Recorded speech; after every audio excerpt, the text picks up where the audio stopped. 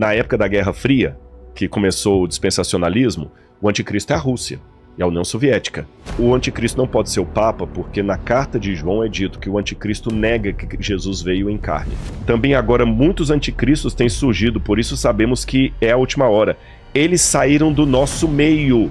Só existe cristianismo apostatado. Então o anticristo tem que ser alguma coisa que vai sair do cristianismo, que apostatará da verdade, levará muitas pessoas à apostasia. Mas quem seria essa pessoa?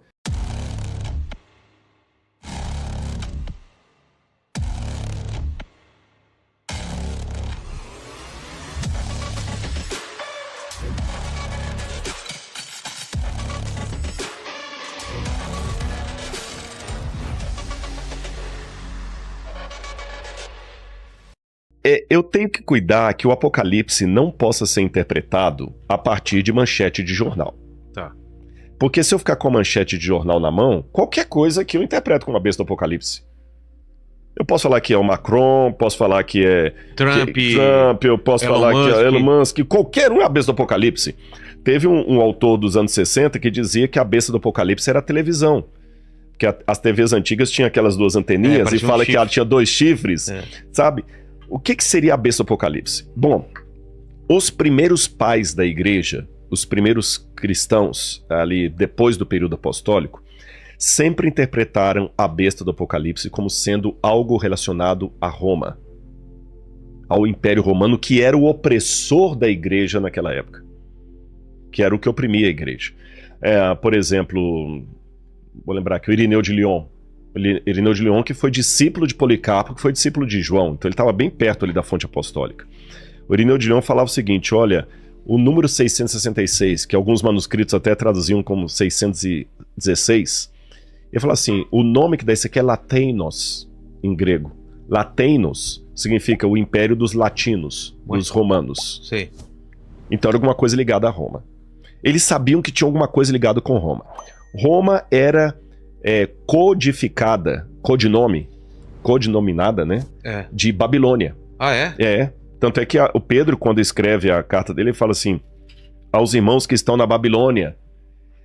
E na cultura judaica sempre chamava Roma pelo codinome de Babilônia, porque o maior opressor do povo de Israel no Antigo Testamento não foi o Egito, foi a Babilônia.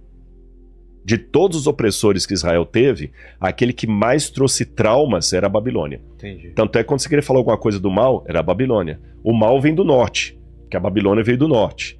Mais do que a Assíria, mais do que os persas, mais do que Antíoco Epifânio, grego, todos foram opositores do povo de Deus. Sim. Os persas teve gente que opôs, o Antíoco Epifânio, mas assim, aquele que na época do Novo Testamento, todo mundo era a Babilônia. Você tem vários textos judaicos falando da Babilônia, mas é codificando Roma. Aí, depois desse período da patrística, você vê que a igreja entendeu também, através de Tomás de Aquino, que Roma poderia ser uma forma de trazer o anticristo para a igreja. Isso está na Suma Teológica de Tomás de Aquino. Quando você vai para a Reforma Protestante, de maneira unânime, Lutero, Calvínio, Zwinglio, todos entendiam que o anticristo era o papado. Ah, é? E de maneira assim, bem politicamente incorreta. Você entendeu? O papado e acabou. É lógico, a explicação que muitos teólogos católicos dão hoje é o seguinte, é porque os primeiros protestantes ali, a partir de 1517 com Lutero, como eles eram oprimidos pela igreja, eles tinham que dar um nome para o inimigo. Claro. Então, psicologicamente, detonavam com a igreja, né? Mas hoje a gente não está mais assim tudo. Hoje, então, o que acontece? Muitos teólogos, já para numa ideia mais de estabelecer a paz, não falam mais que o papado seria o anticristo. E você tem alguns autores, como, por exemplo, no século XVI, você tem o Francisco Rivera, que foi um padre católico dominicano, o Francisco Rivera, e tem o Luiz Salazar, os dois são da mesma época. Para tirar esse foco protestante de que o papado seria o anticristo, criaram o método preterista. O anticristo é Nero. Entendi. Ponto. Não tem nada de papa. É o Nero.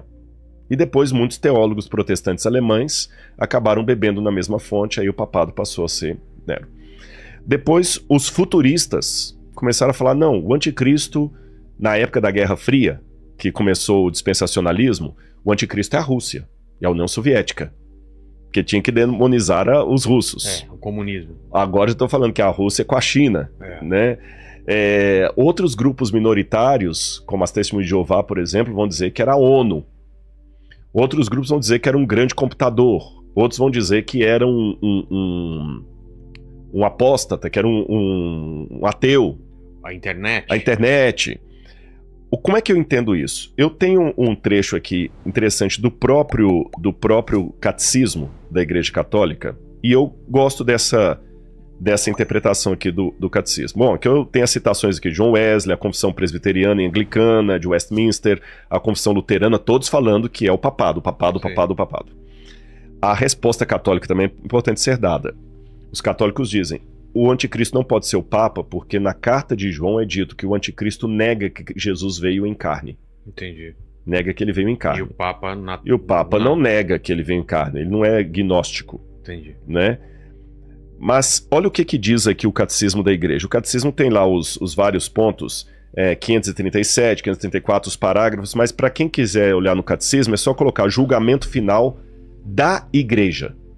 Interessante o título. Julgamento final da Igreja. E o Catecismo diz assim: antes da segunda vinda de Cristo, aqui é a posição católica, tá, gente? Não vai valer por protestante. Sim. Antes da segunda vinda de Cristo, a Igreja deve passar por um julgamento final que abalará a fé de muitos crentes. Eu concordo com isso. A perseguição que acompanha a sua peregrinação na terra revelará o mistério da iniquidade, que é uma maneira de falar do anticristo, na forma de um engano religioso, oferecendo aos homens uma solução aparente para os seus problemas ao preço da apostasia da verdade. Ou seja, se a apostasia da verdade... É o afastamento da verdade. Então o anticristo não pode ser um russo ateu, nem um muçulmano. Tá. O anticristo tem que ser alguém... E eu concordo com o catecismo aqui, tem que ser alguém que saiu de dentro do cristianismo, porque quando você vai aqui na carta de João, que fala do anticristo, fala aqui, olha, Evangelho de João, capítulo 2, versículo 18, fala: filhinhos, esta é a última hora, e como vocês ouviram que o anticristo vem, também agora muitos anticristos têm surgido, por isso sabemos que é a última hora. Eles saíram do nosso meio. Então tem 3 elementos aqui que eu tenho que levar em consideração. Manifestações do anticristo já havia na época do Novo Testamento, porque eles falam que muitos dos anticristos já estavam surgindo. Segundo, o anticristo tem que ser alguém que sai de dentro do cristianismo, então não pode ser alguém de fora. E terceiro, esses anticristos da época de João eram um modelo daquele grande filho da iniquidade que ainda viria, que Paulo falou, que ainda não surgiu, mas virá, antes da vinda de Cristo. Porque fala que quando ele surgir, Paulo fala: o Senhor o destruirá. Então, peraí, então o anticristo não pode ser a União Soviética, porque não tinha União Soviética na época aqui. O anticristo não pode ser a ONU, porque não tinha a ONU nessa época. O anticristo tem que ser algum poder que já tinha exercício na época apostólica,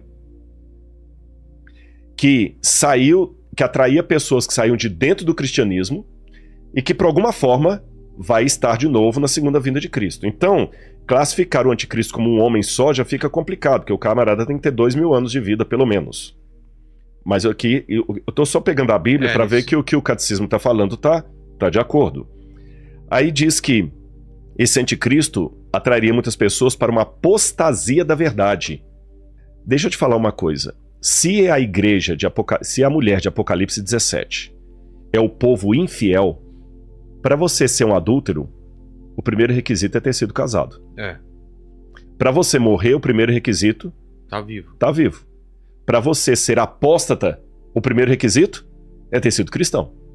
Sim. Não existe islamismo apostatado. Não existe budismo apostatado. Só existe cristianismo apostatado. Então o anticristo tem que ser alguma coisa que vai sair do cristianismo. Aí continua dizendo: o engano do anticristo já começa a tomar forma no mundo toda vez que a reivindicação é feita para perceber dentro da história aquela esperança messiânica que só pode ser realizada através do julgamento escatológico. A Igreja rejeitou até mesmo formas modificadas dessa falsificação do reino para vir sob a forma do milenarismo, especialmente a forma política intrinsecamente perversa de um messianismo secular. A igreja entrará na glória do reino somente através dessa Páscoa final, quando ela seguirá o seu Senhor em sua morte e ressurreição. Então, o catecismo, nesse ponto, concorda com a minha ideia pós-tribulacionista. Sim. A igreja enfrentará uma perseguição. Mas essa perseguição não virá de fora. Virá de alguém de dentro da igreja, que apostatará da verdade e levará muitas pessoas à apostasia.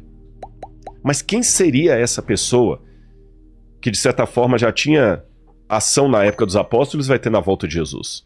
Aí eu termino com o Apocalipse 17 explicando. Vamos voltar para o capítulo 17. João viu a mulher montada na besta e ficou assustado com o que ele viu. Aí olha o que diz a continuidade. Capítulo 17, verso 7. O anjo, porém, me disse: por que você ficou admirado? Eu vou lhe explicar o mistério da mulher e da besta que tem as 7 cabeças e os 10 chifres que leva a mulher. A besta que você viu era, não é, está para emergir do abismo. Era, não é, está para emergir do abismo. Então ela atuava no período apostólico, vai ficar um tempo sem, assim, incubada, mas ela vai voltar no tempo final. É igual um tumor, que às vezes você vai, cura, ele fica entubado, depois ele volta. Era, não é, e vai surgir do abismo. E caminha para a destruição. E aqueles que habitam sobre a terra, cujos nomes não foram escritos no livro da vida desde a fundação do mundo, se admirarão, vendo a besta que não era, mas tornará a aparecer. Então é alguém que estava na época de João, ficará um tempo de suspensão e voltará a aparecer. Aqui está a mente que tem sabedoria. As 7 cabeças são 7 montes no qual a mulher está sentada. 7 montes no qual a mulher está sentada. E no verso 18 ele diz: a mulher que você viu é a grande cidade que habita sobre os reis da terra. Ei. Qual cidade dominava os reis da terra na época de João? Washington? Não. Moscou? Não. Jerusalém? É. Não, Jerusalém não dominava os reis da terra. De dominar? É Roma? Roma. Mostra aquela moeda para mim, por favor, de Vespasiano. Essa moeda romana que vocês vão ver aí, ela estava em circulação na época de João. Tá. Vespasiano foi o que mandou destruir Jerusalém no ano 70. Você tem aqui o imperador Vespasiano, está escrito em latim, né? Cesare Augustus Vespasianus Augustus, tá certo? E aqui tem do outro lado da moeda, Roma, tá escrito Roma, e ela é uma mulher sentada sobre 7 colinas. 1, 2, 3, 4, 5. Ali não mostra... 7, 8. 7 colinas, olha lá. 1, 2, 3, 4, 5, 6, 7. E em todos os livros nós sabemos que Roma é descrita como a cidade que se assenta sobre 7 colinas. Isso é ponto, todo historiador sabe. Então, ele já está falando. A mulher foi uma mistura do povo de Deus com Roma. E aí o que acontece? O próprio catecismo fala pra gente ficar alerta, que virou uma apostasia. Então, por que não entender que, de alguma maneira, o mesmo poder romano que durante a Idade Média e início da Idade Moderna sancionou tantas perseguições com reis, com Inquisição Espanhola, Santo Ofício, tantas coisas erradas que foram feitas, não pode ser justamente a consubstanciação histórica disso que João viu. Repito, não é detonar com a Igreja Católica. Lembra que eu falei? É entender que teve coisas erradas feitas em nome de Jesus que me dá muita tristeza. E tinha muita gente sincera na Igreja Católica.